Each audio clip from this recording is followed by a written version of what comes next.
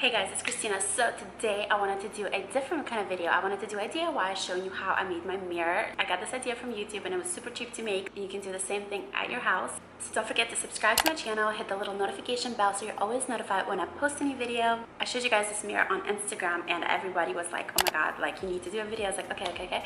So I wanted to show you guys how quickly and easily you can do this at your house. So let's get started. So I started out by going to Target and picking up a mirror that was very lightweight because I knew I was going to put it up on my wall. So I picked this one, which was only $5.99, and I was going to put hooks in the back of it, which didn't end up working out, but I'll show you. But it was very cheap, so that was a score. Then I went to Michael's and picked up some ribbon that's exactly the size of the mirror that's going to cover the frame and also the sides of the frame. So I picked up this rhinestone one and also some E6000 glue.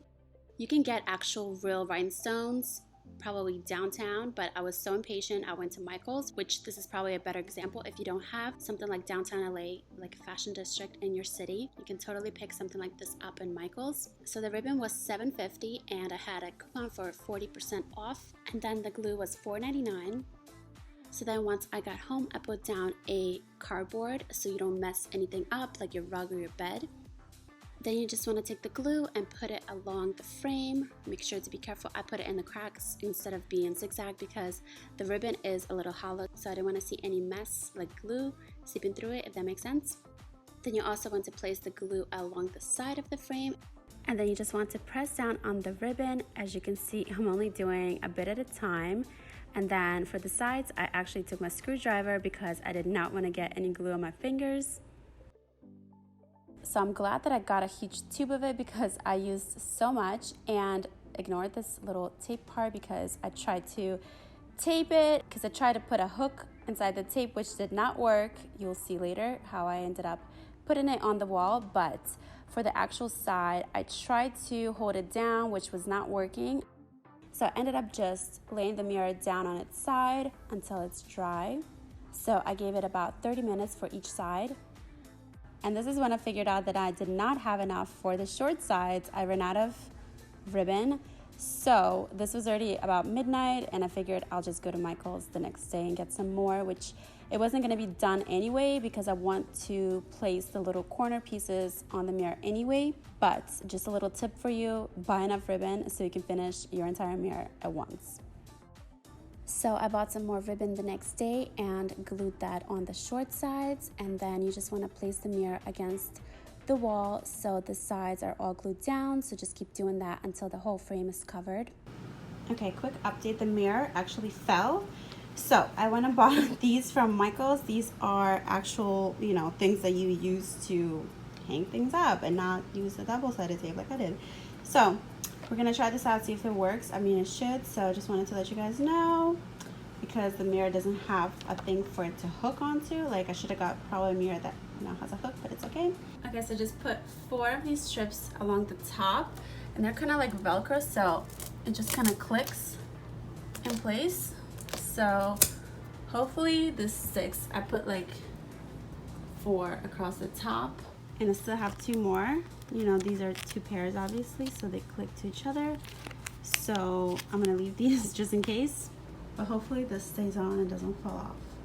So the Velcro did work and the mirror stayed, and then I went downtown to the fashion district and I visited Imperial Trim and Bead, which is this amazing shop with all of these crystals.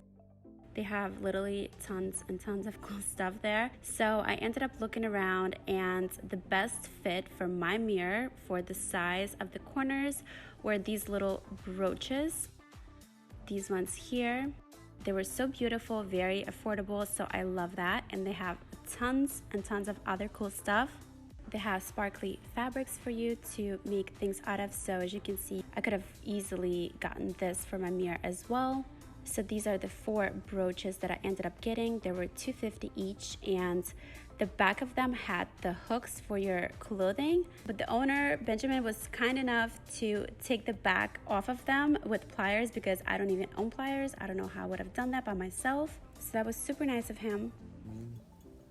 The crystal dealer. And your Instagram is Planet Rhinestone. Yes. Yes. So we're just taking off the back because they're like little brooches. So, and they also had a huge selection of little diamonds and accessories for your nails. So I picked up this little one.